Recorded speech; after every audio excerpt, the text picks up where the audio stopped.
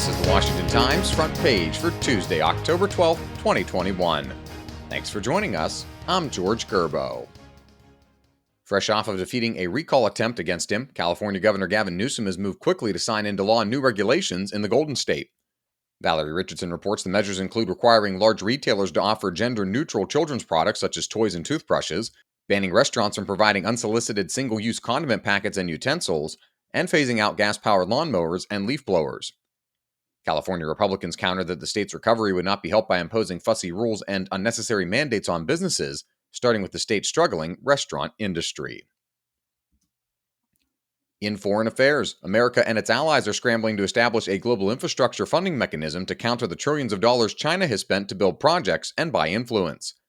Guy Taylor reports the White House says the future U.S. economy will depend heavily on the global appetite for infrastructure development. America's ability to steer funding towards such infrastructure is going to shape how much influence the U.S. has as a superpower over the next decade, according to officials.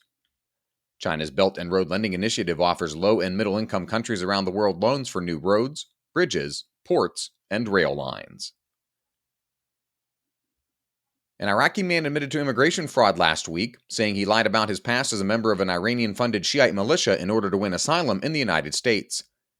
Stephen Dinan reports Chasib Al-Fawadi entered the U.S. in 2016 and obtained refugee status for himself and his family by claiming he'd been persecuted for refusing to help a militia kidnap Sunni Muslims. He has since admitted in court he joined up with the militia, which American authorities say is funded by Iran and known for its violent attacks on U.S. troops and kidnappings. Al-Fawadi entered a guilty plea in the federal fraud case last week.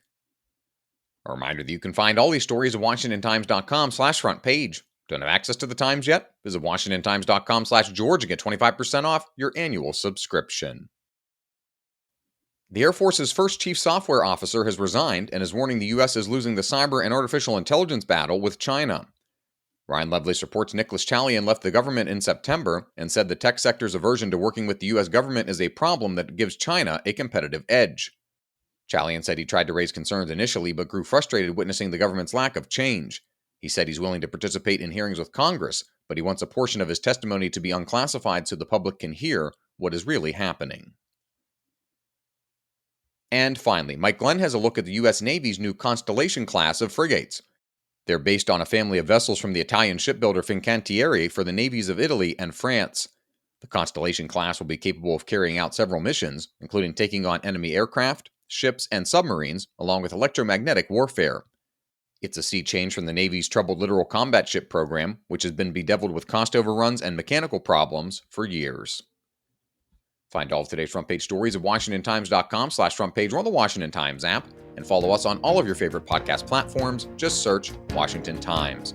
You can also find us on Twitter and Instagram at WashTimes and on Facebook for breaking news, sports, commentary, and more. For the Washington Times, I'm George Gerbo.